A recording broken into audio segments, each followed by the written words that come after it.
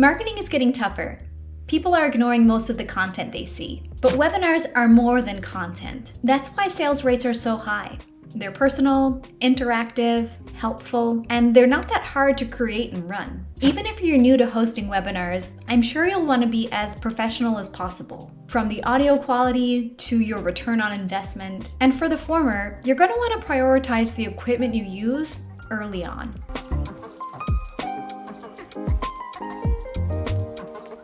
Don't worry though, this stuff won't break the bank. Assuming you have a computer, you can get it all for around $350 or less. Let's start there, with a computer. May it be a laptop, desktop, tablet, or phone. This one pretty much goes without saying. Proceed with caution when using a mobile or a tablet. It's definitely possible, just not always reliable.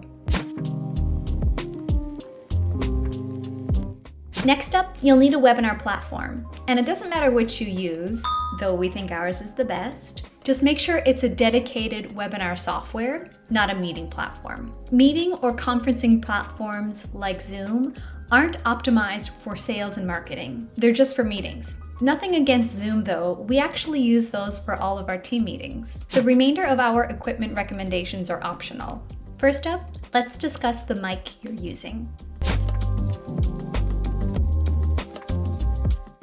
There's a fine balance between relatability and professionalism, whether your audience is paying for your webinar or not. Sure, your computer comes with a built-in working microphone, but you really shouldn't rely on it for your webinar. When the audio quality is low, it can be really distracting and ruin the entire experience for your audience. The most economic mic you can get out there are the headphones that come with your phone.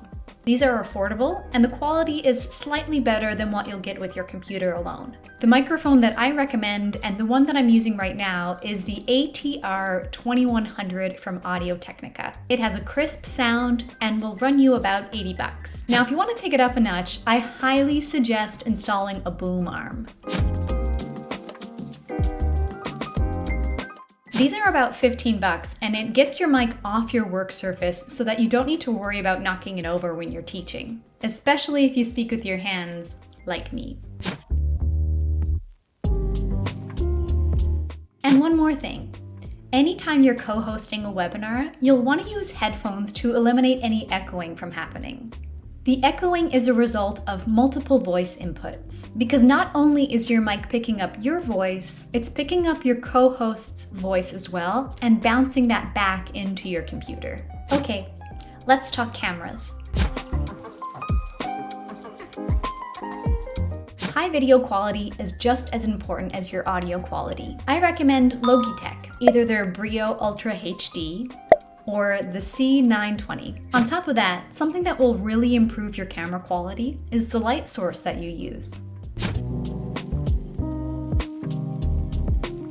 Ring lights can be found just about anywhere these days, and you can even get some that will automatically adjust to the lighting that you already have in the room. There's no doubt that the cost of getting started can add up quickly. So don't forget, natural light is not only free, but it's actually better than anything that you can buy.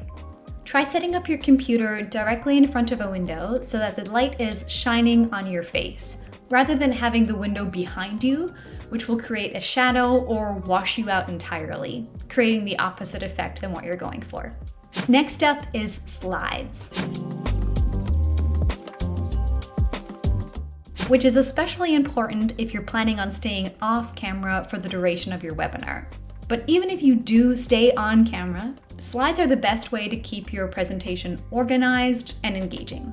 You can use PowerPoint or Keynote, or even better, use Google Slides. It comes free with any Gmail account. Just make sure your platform lets you share your slides without hiding your chat, polls, and all the engagement features that are available.